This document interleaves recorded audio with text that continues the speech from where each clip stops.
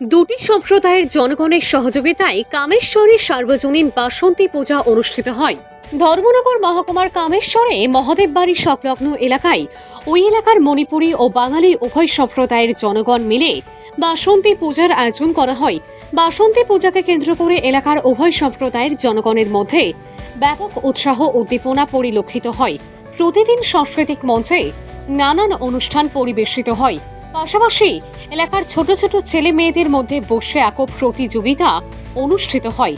পূজা চলাকালীন প্রতিদিন উভয় সম্প্রদায়ের মহিলারা নিষ্ঠা সহকারে পূজার কাজকর্ম চালিয়ে গেছেন। ভানুচন্দ্রের রিপোর্ট, আসাম প্রাইম নেটওয়ার্ক। এখানে একটা দেখলাম যে মণিপুরী সম্প্রদায় এবং বাঙালি উভয় মিলে একটা সুন্দর বাসন্তী পূজার আয়োজন চলছে। এটা আপনারা কত বছর যাবত করছেন এবং এলাকাটার কি নাম, এই প্রসঙ্গে একটু বলবেন। ধন্যবাদ। তো আজকে আমরা এই কামেশ্বর গ্রামে এত বছর ধরে আমার ছোটোবেলা থেকে এইভাবে পূজা করা হয়নি। এবারের মা আগমনে বাসন্তী পূজা উপলক্ষে আমাদের এই গ্রামে যুব সমাজ এবং আমাদের মায়েরা মহিলারা বিশেষ করে খুব আগ্রহ হয়ে অর্থাৎ এই পূজা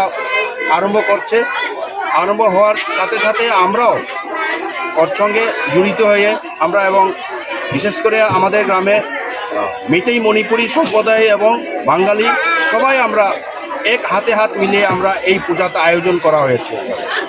তো এবারে গ্রামের প্রসন্ন সবাই খুশি জেগে গেছে। আমাদের এই গ্রামের মধ্যে যে আমাদের মহাদেব বাড়ির সংলগ্ন এই